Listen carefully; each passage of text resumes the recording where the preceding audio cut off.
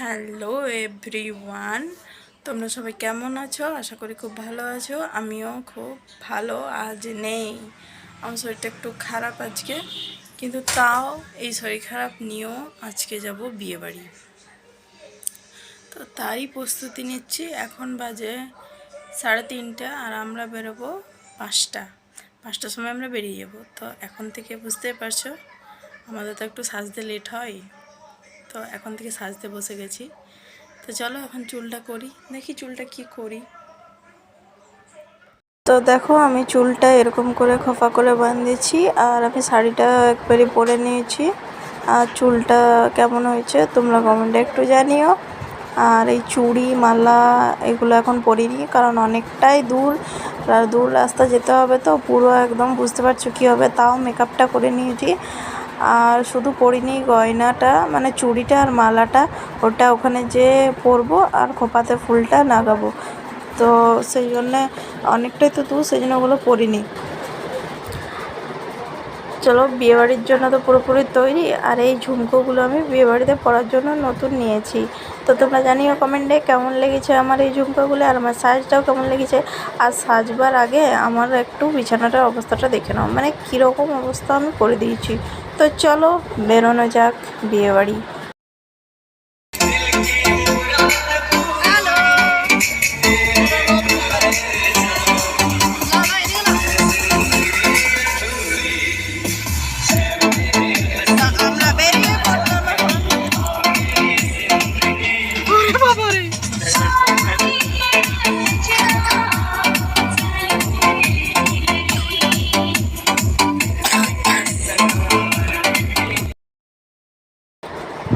তো আমরা চলো ফাইনালি বেরিয়ে পড়লাম। আর এই যে আমাদের একটু লং জার্নি শুরু হয়ে গেল এখন থেকে। আমার মেয়ের তো ভীষণ জ্বর ছিল, ভাবিনি আনতে পারবো। যাই হোক আমার মেয়েরটাও একটু সুস্থ করে ফাইনালি নিয়ে যাচ্ছি। আর বাইরে এতটাই গরম ছিল যে তোমাদেরকে কি বলবো, বাইরে প্রচুর রোদ গরম ছিল। কিন্তু যাই হোক একটু পরে যখন সন্ধ্যা নামলো তারপরে কিন্তু ঠান্ডা হয়ে গিয়েছিলো। গাড়িটাতে গান বাজছিল, তাই জন্য আমরা খুব এনজয় করে গিয়েছি গান শুনে শুনে। আমার তো খুবই ভালো লেগেছে। যার মানে আমার গাড়ি লাগে, আমি গাড়িতে বমি করি, লং জার্নি করতে পারি না। তার মানে এই গাড়িতে আমার একটু কষ্ট হয়নি, খুবই এনজয় করেছি। ছিলাম রাস্তাতে প্রচুর বিয়েবাড়ি ছিল, তো জন্য আমরা বলছিলাম যে চলো এখানে নেমে ভোজটা খেয়ে নিই, এসবই কথাবার্তা চলছিল গাড়িতে। তারপর আমরা যেখানে সিঙ্গাড়া খেতে দাঁড়ালাম, সেখানে একটা অনেক পুরনো বাড়ি বা মন্দির কিছু একটা বটে। তো দেখলাম সত্যি বাড়িটা অনেক পুরনো, তোমরা দেখলেই বুঝতে পারবে। দেখো তাই না, অনেক পুরনো না? ওই একটা সিংহ রয়েছে উপরে, এই মাথাতেও আছে, হয়তো ওটা দৌড় ছিল। আর এখানে চলে এসেছে আমাদের সিঙ্গাড়া। আর আমি সিঙ্গাড়া খেলাম না, আর আমি চিপস খেলাম। আর আমাদের যেতে যেতে অনেকটাই রাত হয়ে গেছে, দেখো রাত নেমে গেছে।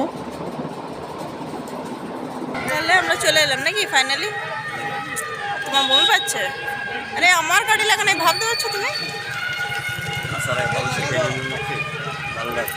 আমি এই যে সিঙ্গাড়াটা খেলাম নেই।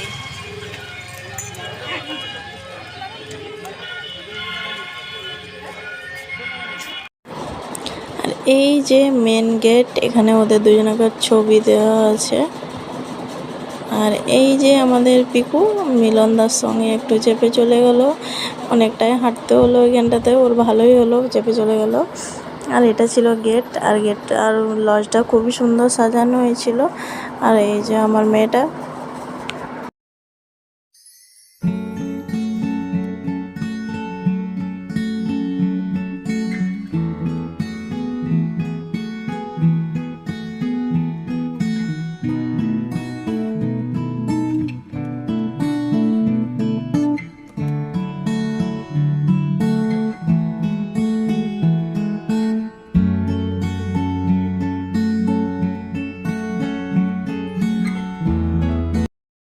তো আমরা লজের ভেতরে একটা রুম আমাদেরকে দেওয়া হয়েছিল, কারণ আমিও যদি বা ড্রেস একটু সেজে গুজে চলে এসেছি।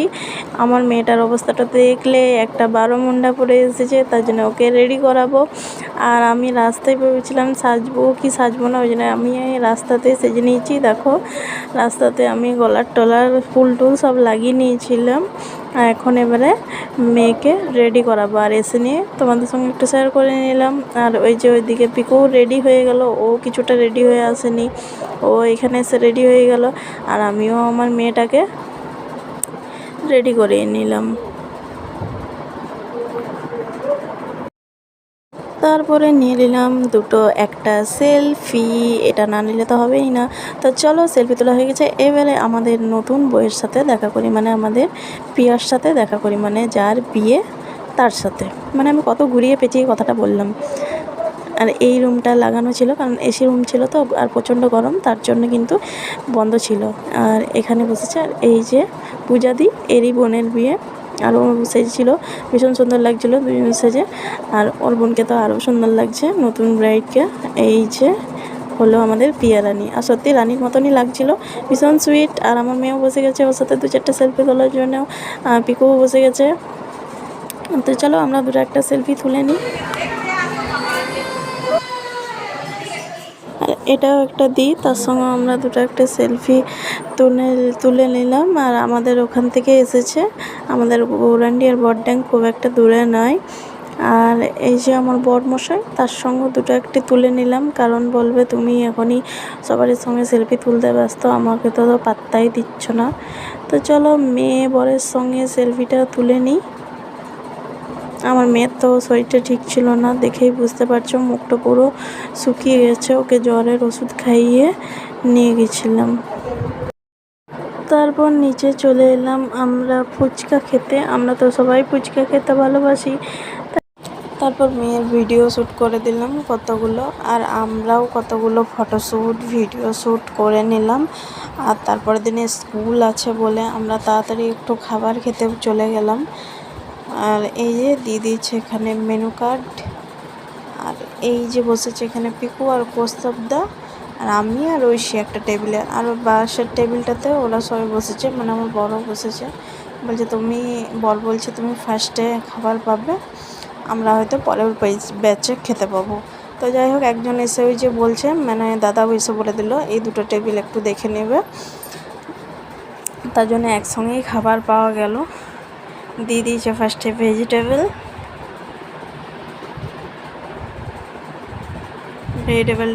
খেতে খুবই ভালো ছিল, প্রত্যেকটা খাবারই ভালো ছিল।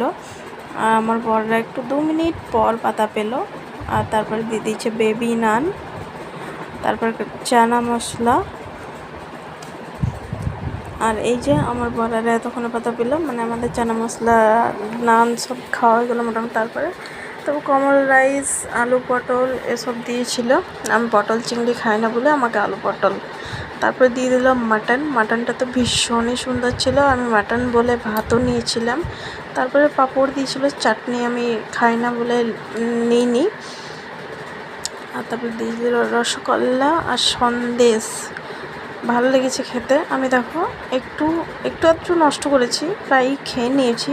তারপর দিয়ে দিল আইসক্রিম আর পাস। আমার মেয়ে এখানে বসে বসে আইসক্রিম খাচ্ছে, আর আমি ভাবছি ড্রেস নিয়ে এসেছি। তো চলো, খাওয়া দাওয়ার পর ওই ভারী শাড়ি পরে অতটা রাস্তা যাওয়া যাবে না, তার জন্য আমি আর পিকু ড্রেস নিয়ে এসেছি। তার জন্য আমরা ড্রেসগুলো চেঞ্জ করে বাড়ি যাব। আর সকালে বললাম না স্কুল আছে, মেয়েটাকে স্কুল পাঠাতে হবে, তার জন্য আমরা বেশি লেট করলাম না, একটু পিয়ার সাথে দেখা করে এলাম। দেখা করে এসে ড্রেস চেঞ্জ করলাম, চেঞ্জ করে বাড়ির উদ্দেশ্যে। তো আমরা শাড়ি ছেড়ে চুড়িদার পরে নিলাম দুজনে, কারণ অনেকটা রাস্তা তো, এত দূর যাওয়া যাবে না শাড়ি পরে, ক্যারি এত ভারী শাড়ি পরে যাওয়া সম্ভব নয়। আমরা ড্রেস চেঞ্জ করে নিলাম, ড্রেসগুলোর কালার দেখো প্রায় ম্যাচিং হয়ে গেল। তো একটা সেলফি নিয়ে এলে দাঁড়ো